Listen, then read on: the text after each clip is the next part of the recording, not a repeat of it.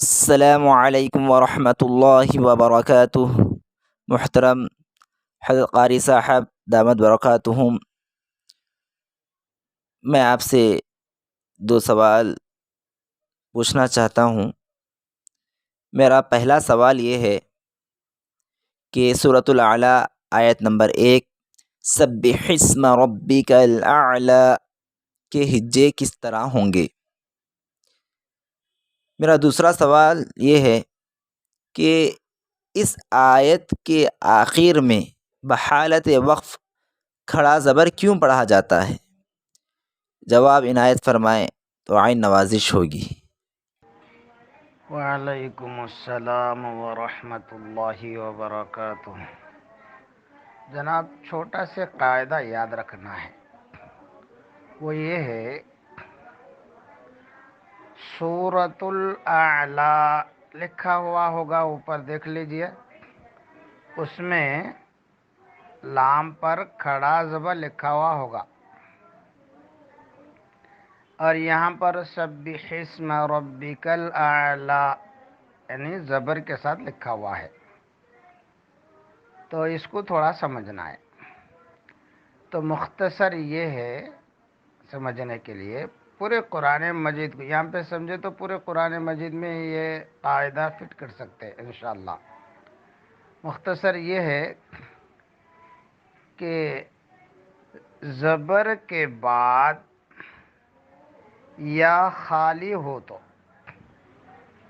زبر کے بعد یا خالی ہو تو اس کو کھڑا زبر وقف میں مانا جائے گا۔ اصل میں وہ کھڑا زبر ہی ہے، لیکن اس کے بعد دوسرے کلمے میں یعنی بعد کے کلمے میں تشدید ہو یا جزم ہو تو بعض مرتبہ ایسے لکھا جاتا ہے زبر کے ساتھ۔ اصل میں یہ کھڑا زبر ہے، اس کی علامت کیا ہے؟ زبر کے بعد یا خالی ہونا، جیسے یہاں پہ سبح اسم ربک الاعلی میں زبر ہے اور یا خالی ہے، تو اس کو کھڑا زبر مانیں گے۔ پورے قرآن کریم میں یہی قاعدہ ہے، اچھا یاد رکھ لیں۔ سورۃ الاعلی اوپر لکھا ہوا ہے، دیکھیے وہاں پر کھڑا زبر لکھا ہوا ہے، تو پھر یہاں کھڑا زبر کیوں نہیں ہے سوال ہوتا ہے۔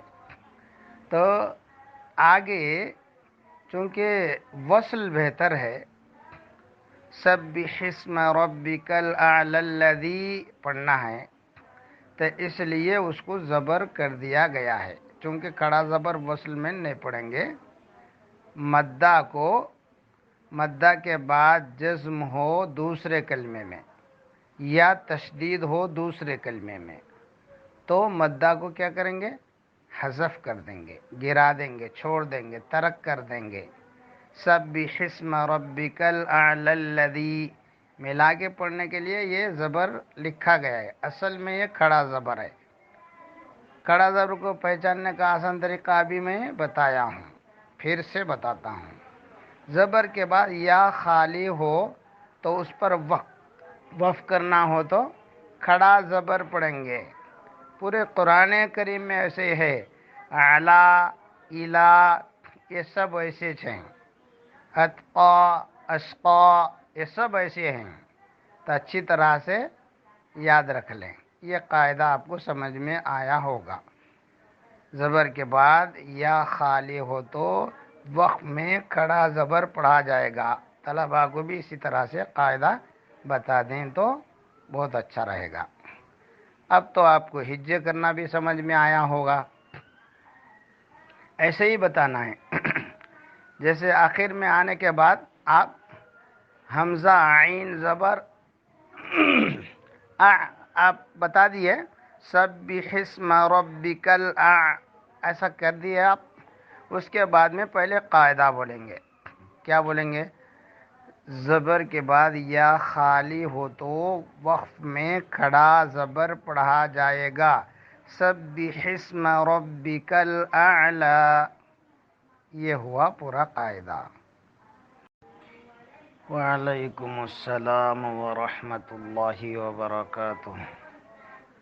جناب چھوٹا سے قاعدہ یاد رکھنا ہے، وہ یہ ہے سورۃ الاعلی لکھا ہوا ہوگا، اوپر دیکھ لیجئے، اس میں لام پر کھڑا زبر لکھا ہوا ہوگا، اور یہاں پر سبح اسم ربک الاعلی یعنی زبر کے ساتھ لکھا ہوا ہے، تو اس کو تھوڑا سمجھنا ہے۔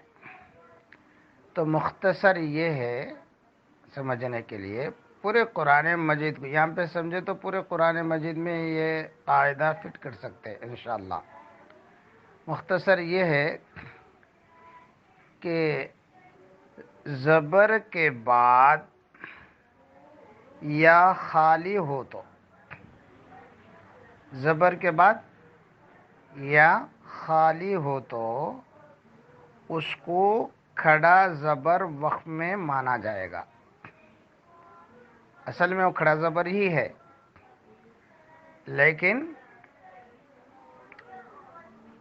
اس کے بعد دوسرے کلمے میں یعنی بعد کے کلمے میں تشدید ہو یا جزم ہو تو بعض مرتبہ ایسے لکھا جاتا ہے زبر کے ساتھ، اصل میں یہ کھڑا زبر ہے، اس کی علامت کیا ہے؟ زبر کے بعد یا خالی ہونا، جیسے یہاں پہ سبح اسم ربک الاعلی میں زبر ہے اور یا خالی ہے، تو اس کو کھڑا زبر مانیں گے۔ پورے قرآن کریم میں یہی قاعدہ ہے، اچھا یاد رکھ لیں۔ سورۃ الاعلی اوپر لکھا ہوا ہے، دیکھیے وہاں پر کھڑا زبر لکھا ہوا ہے، تو پھر یہاں کھڑا زبر کیوں نہیں ہے سوال ہوتا ہے۔ تو آگے چونکہ وصل بہتر ہے، سبح اسم ربک الاعلی الذی پڑھنا ہے، تو اس لیے اس کو زبر کر دیا گیا ہے، چونکہ کھڑا زبر وصل میں نہیں پڑھیں گے۔ مدہ کے بعد جزم ہو دوسرے کلمے میں یا تشدید ہو دوسرے کلمے میں، تو مدہ کو کیا کریں گے؟